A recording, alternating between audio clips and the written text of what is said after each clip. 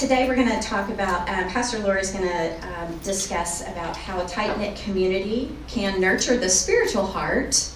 And then Dr. Owens is going to talk about keeping our physical heart strong and healthy, and he'll go into depth about how our heart can change over time.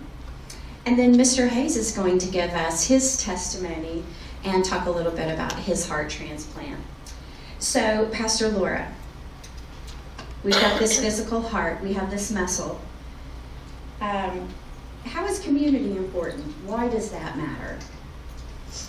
Well, community, I think, is the bedrock of all good health, honestly, and it's certainly an important aspect of our spiritual health, which is what I want to talk about, because we've got people who can talk about our physical health much better than I can. But one of the scriptures that I just really love comes from Hebrews 10, verses 24 and 25, where it says, "Let us think of ways to motivate one another to acts of love and good works, and let us not neglect our meeting together as some people do, but encourage one another, especially now that the day of his returning is drawing near." The fact of the matter is, community is just absolutely integral to our spiritual health, for our religious life. And there are many ways that being in community contributes to that. One thing that it gives us, especially here at Epworth Villa, is a strong sense of belonging. When we are in a community, one that is encouraging and uplifting and is meeting together and greeting each other, then we find ourselves a part of a bigger whole, and we have the sense of being known. And that's really important. I think particularly as we age in life, there are fewer folks around us who have known us forever. And how wonderful it is that when you come to Epworth, one of the first things you do is you're invited to fill out a biography, and someone will interview you about your life and share it with the community, because it is a powerful thing to be known. It really helps us have a sense of who we are, but also whose we are, and when we are connected to God and to each other. So a community makes a big difference in that. But also encouragement. Getting through life, getting through every day is sometimes challenging. And in community, we encourage each other. And we don't just encourage each other as in, have a great day or hope you're doing well, but we also encourage each other to try new things. Sometimes to get out of our comfort zone, sometimes to get past a stumbling block. At Epworth, we're constantly encouraging each other to try something new or to do something more that we might not otherwise do. And that's a wonderful thing. But also in community, we hold each other accountable. And that is an incredible thing. Sometimes we hold each other accountable by knock, knock, knock, my neighbor. Yoga, are you going to yoga on Saturday morning? Yoga, in 15 minutes I'll meet you. Sometimes there's things that we might not do for ourselves when we are in community, good, strong, spiritual bonded community. We can hold each other accountable and help us to do better and be better. And when we are in community, we are also a source of resilience and support for each other. I think that's an incredible thing. We can be with each other when it's a difficult day. We can help each other through. We can celebrate with each other when it's a great day. And that is something that is the power of community. And it's really, really good for us. I'm going to ask Dr. Owens a question right here. These things that make us feel happy and loved, what are those chemicals and neurons in our body, and how do those physically affect us? Because Pastor Laura is saying, I'm feeling loved, I'm happy, I'm here, I'm connected. Well, first of all, happy Valentine's Day to everyone. Related. Saint Valentine lived actually in the 3rd century. He who was a Christian priest of that era. And little did he know we'll have a ton of cards today with heart. How come before people knew where anything came from, they designed that the heart is where your love is and your emotions are? The reason it's actually quite simple is when you get excited, you feel it in your chest, you get palpitations. But also your breath gets taken, and it also is felt in the middle of the chest. So eventually when they dissected people, figured that's where the emotions are, that's where it lives, it's in the heart. Needless to say, it doesn't, it lives in the brain. But that's where you feel it. But that connection is very important. Essentially, you get emotional hormones and neurotransmitters in your brain send a message to the whole body, but particularly in the heart, you get to feel it beating a little stronger and sometimes a little faster. You get sensations of palpitations. Those can be good for you or bad for you, in the sense that if that message goes with the grace, you may get your heart to pump a little faster, but not anything other bad to your heart. If it comes with angst or anger or pain, it tends to affect other parts of the ventricle a little differently. I want to show some of that here in a second. The first question that people ask me, though, your heart ages with you? Everything ages, but the organs have their sensitivities, if you wish. Kidneys and lungs do age, and there's very little you can do about it. Granted, if you don't damage them further by, say, smoking, the aging is very slow, and you probably could live until 120 with them, but by then, both the kidneys and the lungs would age with you. The liver, on the other hand, and the heart do not have a lot of intrinsic changes that are just from aging. We just make them bad by doing bad things to them, or of course by inheriting traits that can damage them. A heart of a very old person should pump relatively similar to a younger person. There's some little differences that'll take too much for us to discuss today, typical of the medical tests that I get in my geriatric boards. But they tend to do the job. The heart is simply a pump, right? And just like a pump, it has valves, it has contraction. This is a pump like any other. The function is fairly simple. I always harass my colleagues in cardiology. You make all this money by just filling with a pump. I mean, the kidney, that's complicated. But in essence, all you got to do is make sure that this thing contracts and goes back to the original position and that the valves hold up. That's in essence the heart. But we can do a lot to it by virtue of things that we do and we do not. Of course, the best, most logical example is what you eat. But you are what you eat and you are how you move. Those being the two most important characteristics of the physical world that affect you. Do you walk a lot, particularly starting early life? And B, do you eat properly? We've discovered, of course, over time, other things we can do with medications and things of that nature. And of course, the intangible is always the community, how much you love, how much you are loved. So let's talk about pathologies a little bit, diseases, okay? When you think about heart, the first thing that comes up is a heart attack, right? A heart attack. So what is that? Heart attack, technical terms, is a myocardial infarction. Myocardium means muscle of the heart, and infarction means destruction or death of it. So when you have a heart attack, a piece of the heart, in this case in black, dies. And the primary reason the circulation there has been damaged for whatever reason. Now, interestingly, again, to dovetail with the Reverend, some of us have the exact same amount of damage to the vessel than the next person, and that person gets a heart attack and you don't. We now believe that a lot of that has to be with your degree of contentment and how much these hormones in your brain are pumping out in a negative way, typically early in the day. So once again, a heart attack would look like that. This is the pumping part of the heart. This is the aorta, where the blood goes out. These are the vessels that go into the arms and to the brain. And these are the veins where the blood comes back.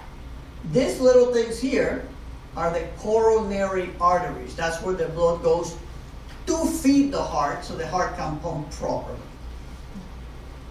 So this is an example, and I'm going to show you one that actually moves, of the artery. So this artery may be all fine here, but when it gets to this point, it may look like that. This yellow being plaque is caused by cholesterol, also by smoking, and also just because. That is something that does start happening when you're very young in life to a certain degree. Some people more, some people less.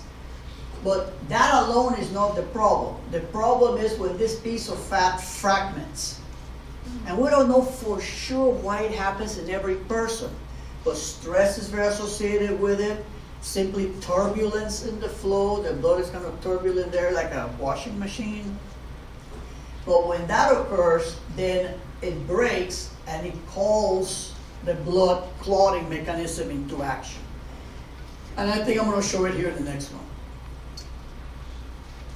So here you see that that little break created this blood clot. With that blood clot here, then the blood cannot go through, and this part of the heart suffers. Once that part is gone, it's gone. And then that portion there will not be as effective on pumping.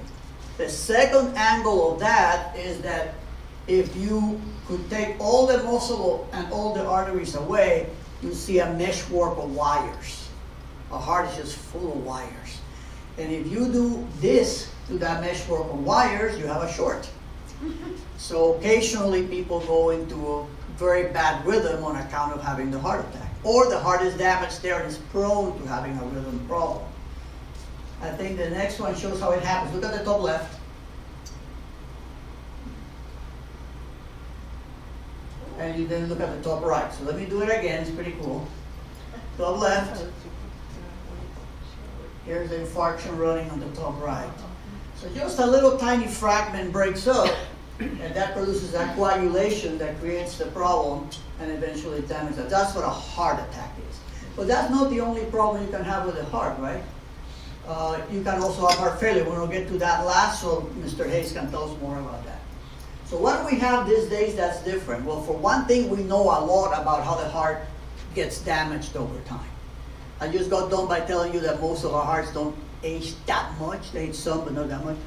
But definitely, we can create a lot of damage to it. Number one, by a landslide, there's been an argument over this back and forth, is probably blood pressure. The pump gets upset about having to fight a lot of pressure for the blood to come out. So controlling blood pressure is absolutely essential, and you will not know your blood pressure is high. There's no such thing as I'm having a headache, my blood pressure is high. No. Your blood pressure does its own thing, and there's very little ways that you can know that. You have to get it checked. You won't know unless you get it checked. Interestingly, though, I'm trying to give a bigger message. The people that need to be on top of that are probably not even here. Young whippersnappers like Mr. Kelly and younger, because the earlier you start to get your blood pressure controlled, the better your outcome. Blood pressure. Number two is cholesterol, specifically the LDL type. And you cannot tell whether your cholesterol is high unless you get it checked. So you also have to check on that. So just those two alone will drop your mortality by 50%. Then of course diabetes is very important. But the more we study, the more we realize you can afford your blood sugar to be a little off. But only if your blood pressure is perfect and you have your lipids or your cholesterol control. So those are the three big things. And we do have screening, sometimes here, sometimes elsewhere, where we make sure we're on top of that and getting you to learn what those numbers are for you to prevent you from having this kind of problem. We also discovered, of course, that aspirin can be really good if you already had a heart problem. So what happens these days that didn't happen before? Well, we have cardiac cath. You've been through that, so you know the drill. This is a magnificent thing where they actually stick you in the groin, or these days in your wrist, with even smaller catheter, and guide it through to your heart. And when they get to it there, they find a little blockage like I showed, they can open it up. Kind of fascinating stuff that it's almost science fiction. What is it, The Incredible Voyage? Is that the name of the movie where Raquel Welch went inside the body of someone? It's almost like that. It was Raquel Welch, right? Did I make that up?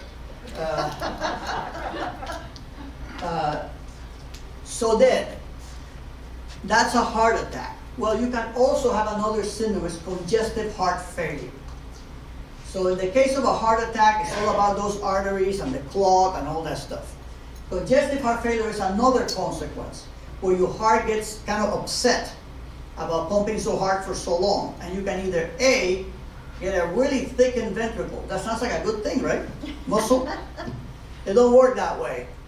When you have a thickened ventricle here, your cavity is smaller. So that's a normal cavity. This one is smaller. So every time you pump that thickened ventricle, you don't get as much blood out. And that happens because there's so much pressure over here that the heart has the hardest time pushing it through. So it becomes stronger and stronger, you think, right? But really what happens is it goes thicker and thicker.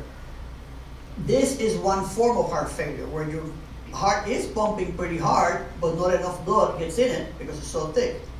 The other form, a little more common, is systolic heart failure, where actually over time, the heart's been pumping really hard. This is the normal one on the left. And over time, it gets so tired that no longer can put the fibers together and starts to balloon up. In that ventricle anymore, the muscle's not attached properly, so it really can't pump that hard. That heart actually becomes thinner and ineffective. So these two processes, again, can be prevented by the things we talked about. But here in a second, we want to hear when you can't do anything else, what happens. So in a person with heart failure, typically the heart is bigger. Here's the contour of a good heart. This is the bigger one. And they cannot pump as effectively, so the lung gets accumulated backwards. The first thing being the lungs. So there you go. There's an image of blood in the lungs. And you have a hard time laying down in bed because you can't breathe. So you have to sit up for it. Your feet get really swollen. And we do have medicines for that help it a lot. The best is to prevent.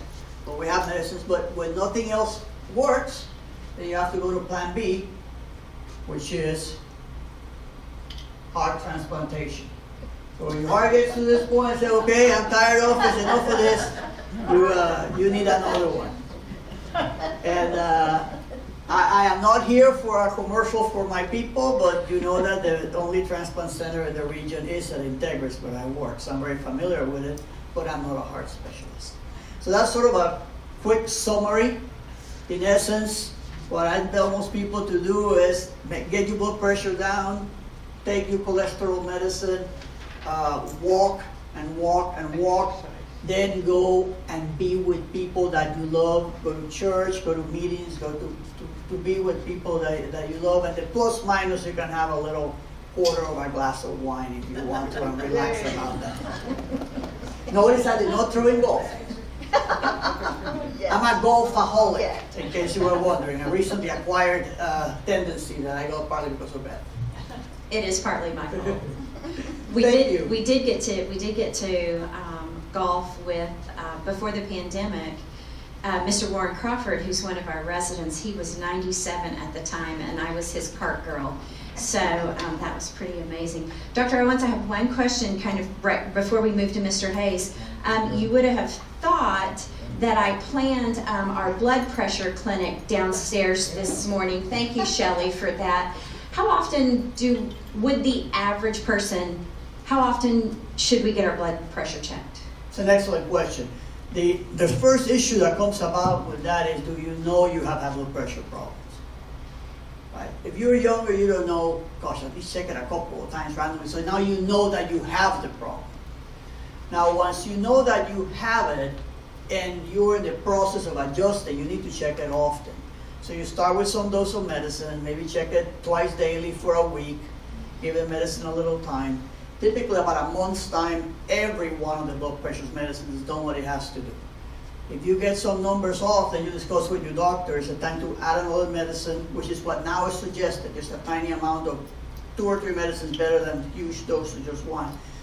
But either way, adjust it to the point where you belong. If your blood pressure is super duper fine, and you feel fine, 2 different points, then check it every month or every other month is fine. Now, if your blood pressure is not adjusted yet, you need to keep checking it regularly, or if you have symptoms. You stand up and you feel funny, oh, maybe it's too low. or you have some other symptom you think could be related to the blood pressure. So you have to adjust it to your needs. I say once you're super stable, a couple of months is fine, but you have to be sure that you are super stable. Okay. I'm going to ask Shelley Stuchman from Epworth at Home. How often do we do the clinics downstairs? Once a month. So once a month we have a blood pressure clinic down in the coffee lounge that Epworth at Home does for us. So thank you, Shelley. Thank you for that. All right, the man of the hour down there on the end, There he Mr. is. Hayes.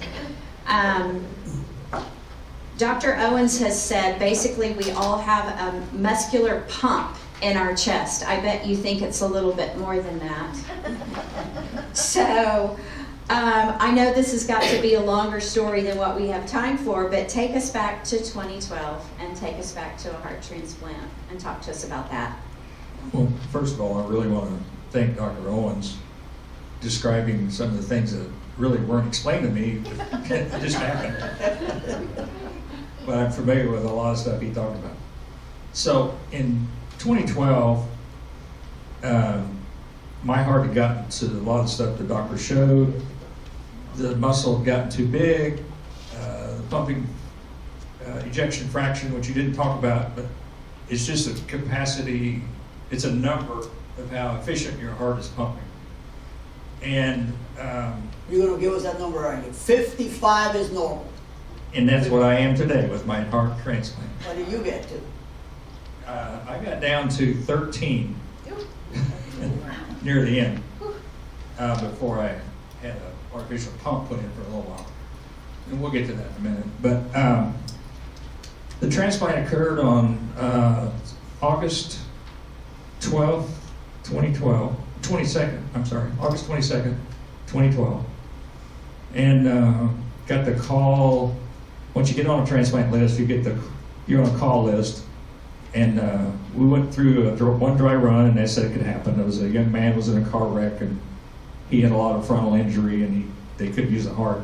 So 2 weeks later, I got a call again, and this was the heart I had today. And I almost didn't answer the call because it was a number I didn't recognize. It turned out it was a contract nurse from California, so it was a different area code. But that one worked, and it was, I always talk about this young man in his honor.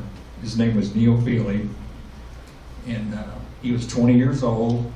He lived in Boulder, Colorado, and he was out rock climbing on his own. He climbed about every mountain in Colorado, and he had been accepted to 4 universities, but he decided to take a year off to figure out really what he wanted to do with his life.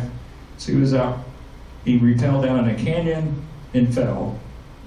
And his parents didn't hear from him, so the next morning they sent the rescue teams out, and they found him, and he was basically brain dead. Friday evening, and I got his heart on Monday. Correct me if I'm wrong. That's my best supporter sitting right there in the red top. So that's my wife Nancy. Anyway, so I received his heart, and he saved 4 other people's lives with being an organ donor. And he's a great young man. We've met his parents. So that is the story of my donor.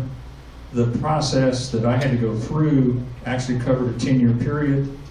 And at first, I had a minor stroke, and they worked backwards, and they found out through some previous testing they'd done on me, I had lost about 75% of my heart muscle. I had not had a heart attack. And they attributed it to some kind of virus that I've gotten. And when I had that stroke, I had an ejection fraction of around 28%, 30%, somewhere in there. And it turned out with a pacemaker, you can function at that level for quite a while. And I did for almost 10 years. And then it really got bad. And so, like I just told the doctor, I got down to about 13% ejection fraction. Around that time, your kidneys start failing, other organs start failing, they don't have enough blood flow.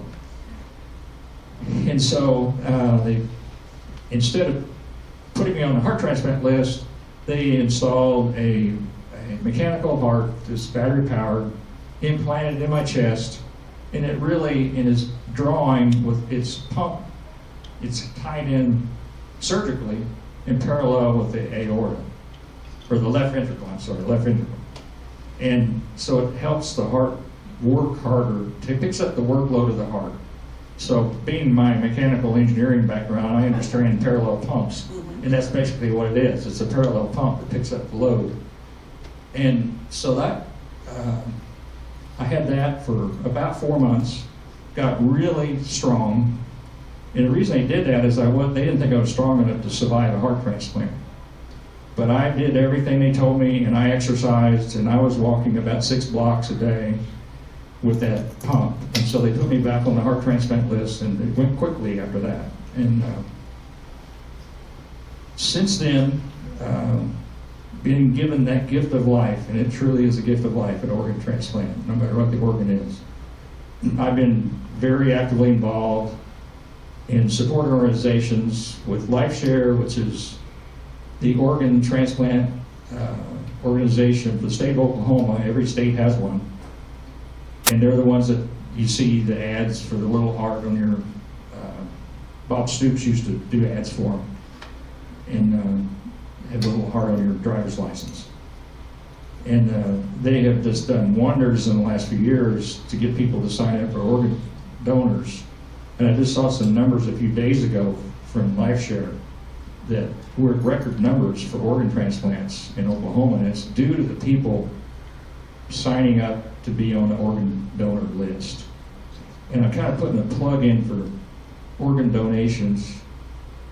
They can virtually use everything in your body, from bones to, you can correct the doctor. Absolutely. Corneas, skin. So just because you're older doesn't mean you're still not a donor. You can't be an organ donor. Now, granted, maybe your liver wasn't, if you're 90 years old, maybe that wouldn't be a good candidate to use that liver somewhere else. But certainly bone and skin and corneas, I really encourage people. And the nice thing about it with bone, and correct me again if I'm wrong, but you don't have to have all the,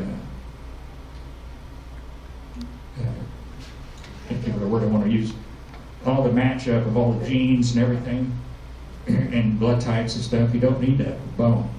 And, so That's that, accurate. You don't reject bone. yeah, you don't reject bone. So, Mr. Hayes, Yes.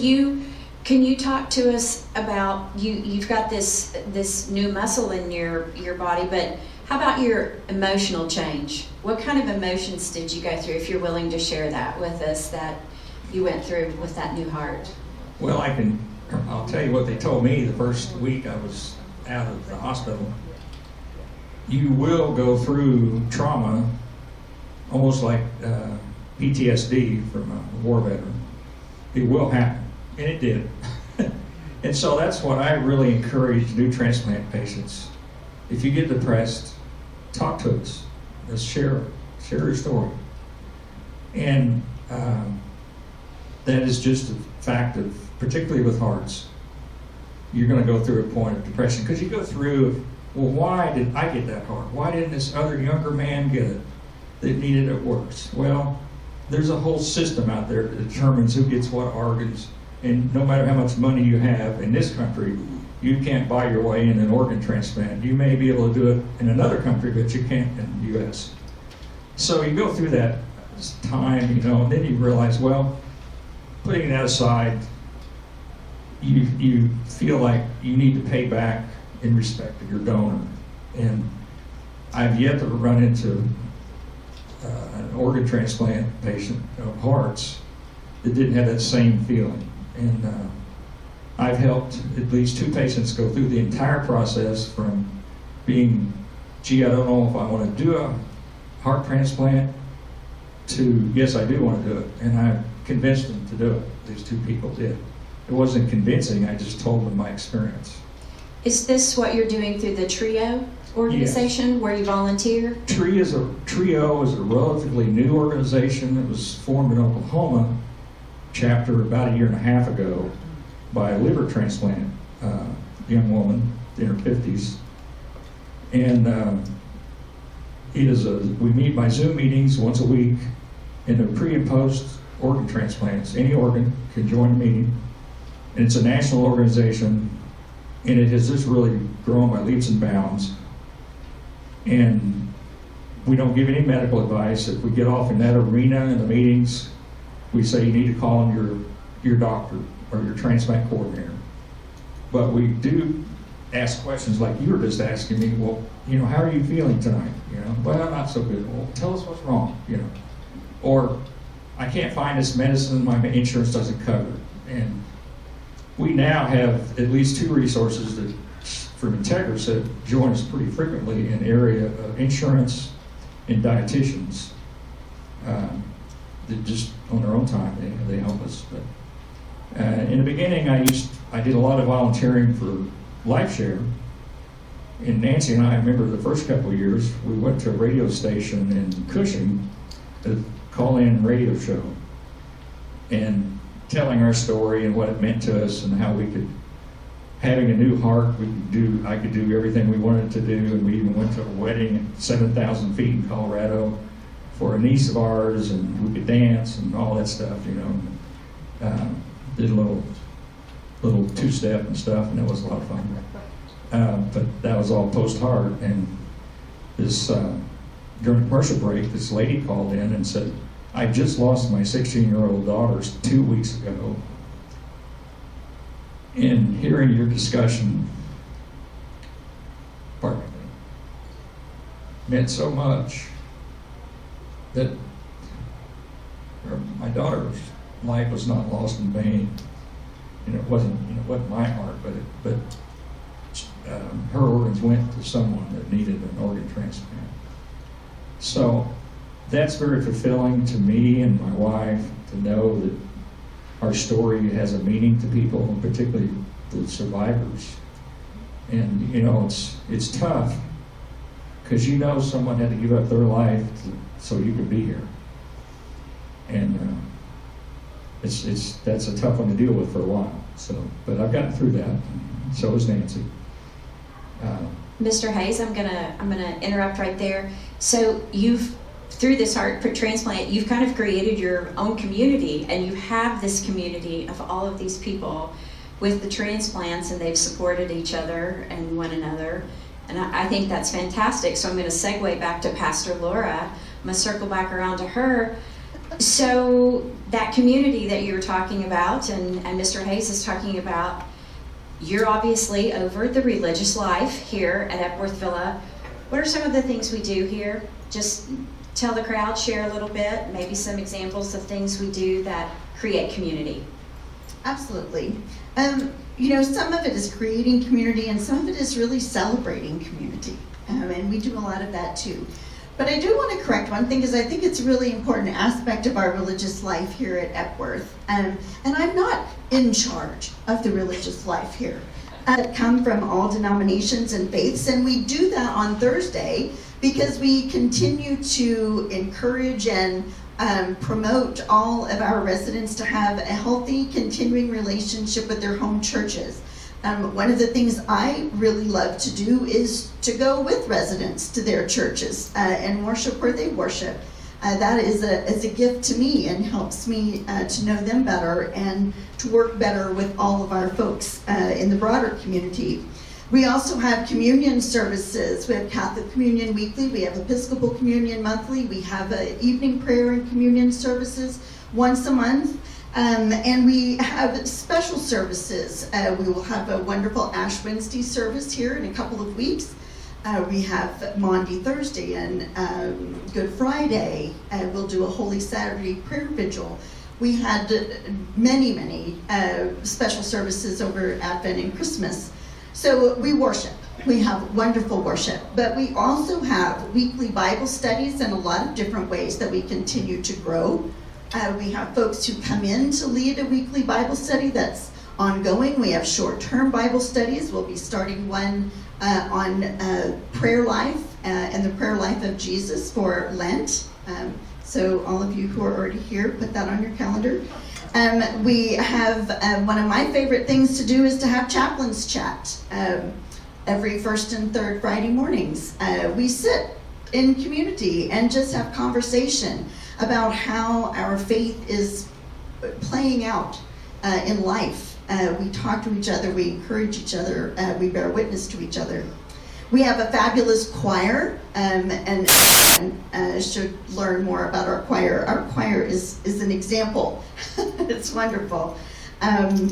We have lots of mission opportunities. We did a whole May Mission Month, which we will do again. This year, we're getting ready to start a Lenten Kindness Challenge.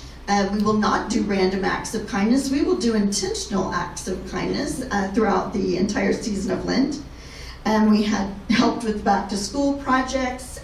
One of my favorite things we do that kind of connects many of these different aspects of a religious life is Neighbors Who Knit. We support each other. We have a group that meets weekly, and we sit and do knitting or crocheting or embroidery or whatever it is that people do. And we share that with our neighbors. So if someone's going through a difficult time or needs encouragement, then we'll have a prayer shawl, or we'll have a lap blanket, or we'll have a pocket prayer square. And we have something that I think we just really cannot undervalue, and that is the religious life of this community isn't just among the residents. That really spirituality is important at all levels of Epworth Villa, and everyone is a part of the religious community here. That's staff, that's leadership. It is a wonderful joy that every time our leadership gathers twice a week, we begin with a devotional time. Prayer begins all of our meetings. And that's a really incredible thing. And prayer, the prayer ministry here is just kind of taking off. We have prayer teams that are responsible for the prayer needs of the community. Every month, a different team meets to pray for each other. And we have prayer and presence cards so that people can make us aware of needs. There's a lot. You said a lot. There's as much or as little. I think the term robust is a little short-sighted. So I'm going to quickly switch to Dr. Owens because I know he's got just a few more minutes, and I want to give Mr. Hayes just a chance to wrap up here. But Dr. Owens, we have community throughout the entire continuum of care at Epworth Villa. So for someone who doesn't know, what does the continuum of care look like here at Epworth Villa?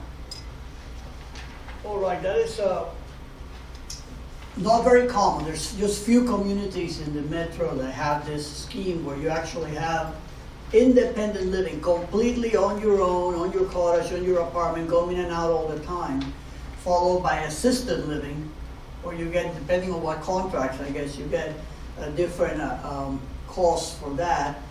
Then also what is called under Medicare terms, nursing care, even though it's not covered by Medicare, which is what we call nursing home. And then we additionally have skilled nursing facility, which is a Medicare benefit. We also have our own hospice and home health. So that comprehensiveness where you actually come here and depending on how your progress goes, you spend your whole time in your apartment, in your cottage, and then the good Lord calls you, or you need some more assistance and you move to assisted living, and beyond that, nursing care or nursing home. But if in between you break a leg, you come right here to Epworth for skilled nursing facility, and if you need home health, you need hospice, is also provided here. And we're a non-profit. Everything that happens here is non-profit, is self-sufficient, and affiliation with the United Methodist Church. And I'm Catholic, where our bishop said that it was fine to mingle with the just this one time. Heck, I even mingled with OSU people. Very ecumenical. Easy. Very ecumenical. I get brownie points for that. Yeah, it's very comprehensive, and it's not inexpensive. I give you that. But and you guys know better than me. But the peace of mind of knowing you create a community here, you can just stay right here. It's just wonderful. Dr. Owens, how many years have you been the medical director here? I'm going to put you on the spot. December 1st, 2001. So that's a ton of years. 21 years to be in December 1st of this year. I'm the second director. This facility only has had two. And when I first came here, we actually did have 3 of the elements. We had independent, assisted, and nursing home. We did not have skilled back then, nor did we have home health or hospice. Now all of those are wholly owned by Epworth Villa in some way or fashion. All right, thank you. I'm going to switch now down to Mr. Hayes and his beautiful wife, Nancy, on the front row right there. So all of these things that you've been through, you've lived a full life, you've got a new heart. Why Epworth Villa? A lot of it has just been said by Dr. Owens and the chaplain. I don't have a whole lot to add to it, but those are the reasons we chose to come to Epworth Villa. And since we've been here, with COVID, we got several exposures. Just picked up the phone and I walked. We live in a cottage, which is like a duplex, home yard and everything. And I just walked across the street and we got tested. I mean, we didn't have to go anywhere. And then I was having some strange lightheadedness symptoms and stuff, and it wasn't COVID. Turned out it was just dehydration. So now I'm a big advocate of hydration. And I'll sell that to anybody. So, but the doctor here was able to do she was very familiar with the blood work that heart transplants have to have. And so she drew all the bloods right there that day, and we had results, and it was on Friday, we had them on Monday. But that would save me from going to a hospital or emergency room or doctor's office. We just go right here. And so that's a recent experience we've had with Epworth Villa, but we've had many more. It was an adjustment period. It's taken us we've been here going on 8 months, and we feel like we're pretty adjusted now. But it's all about the things that you have talked about, the spiritual life, all the activities involved. Scrabble. My wife's Scrabble. My wife's now over a writers group that she took over from another resident. And I'm involved in some other things here, and one of them is healthy eating. I wanted you to touch on that just a minute. Yeah, I'm not off the ground on that yet. I'm just waiting for COVID to get a little bit lower, because unbeknownst to everybody else, if I get COVID, the chances of survival is not good. It's like, I just got some numbers out of Integris the other day, and of heart transplants that have gotten COVID that had to be hospitalized, they've had a fairly high fatality rate. And so I've been... For the record, it's not the heart, it's the medicines we give you. Yes. You won't reject the heart. Thank you. Make your immune system no good for a virus. Right. Not so much for bacteria, we give antibiotics for that. But you have a bad player virus and you're taking rejection drugs. Yes. So I've had 4 COVID shots now. I just got the 4th booster. And tomorrow I'm going to take, I guess it's kind of an experiment, but it's effective, I guess, it's antiviral, or not antiviral, but antibody medicine that's been very effective for organ transplants with the Omicron. So once I get that, then I'm pretty much free range to get moving again here at Epworth. So, Right. And my first thing, I even talked to Ron Kelly a month or so ago before we had to get closed down again, that I really want to start a support group, very similar to TRIO, but it's for healthy eating. Given it's not trying to go in and say, you need to change the menus or this or that, but to work within what we have, and maybe over time, make some changes, but just initially, just have a group of people and say, last night, everything had butter on it, well, a little bit's not gonna hurt you, it depends on what it is, or everything was too salty last night. Well, what were your other choices at the buffet that night? That kind of thing, and just a support group that you can get together and share experiences, or, hey, I can't eat any of this, what do I do now? And then start putting in touch with the right resources here. Yeah. That's my goal, is to get that going here at Epworth. I think that's great. We're very, very lucky to have you and Nancy here at Epworth Villa. We're so grateful for you. We have 4 minutes before Dr. Owens is going to sprint out of the room. Do we have any questions? Does anyone have a question they might want to ask? Sure, go right ahead. Speak to AFib. All right. A stands for The question atrial. was AFib. The question was AFib.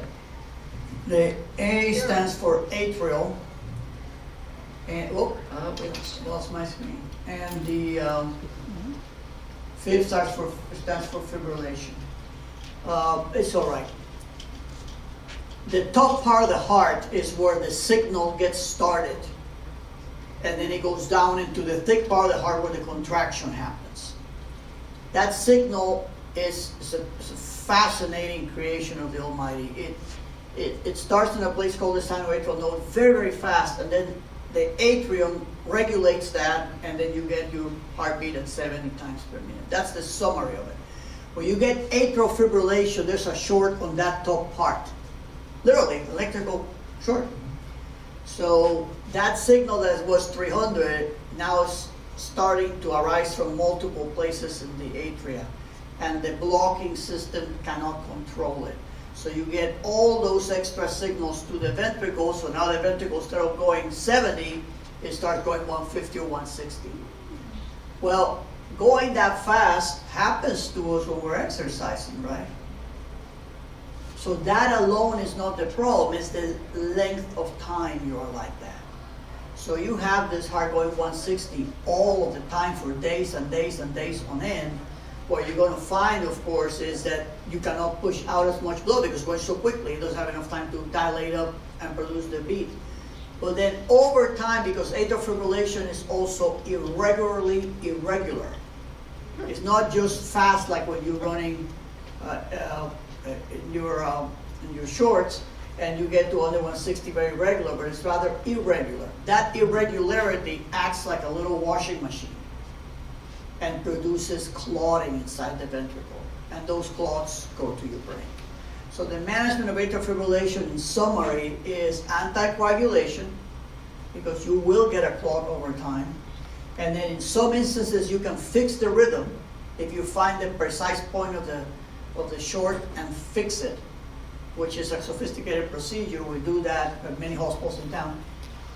Or you simply agree that the wires are too bad, and then we give you medications to try to either get you back to regular, or you remain irregular, but at a rate that is 70 rather than 160.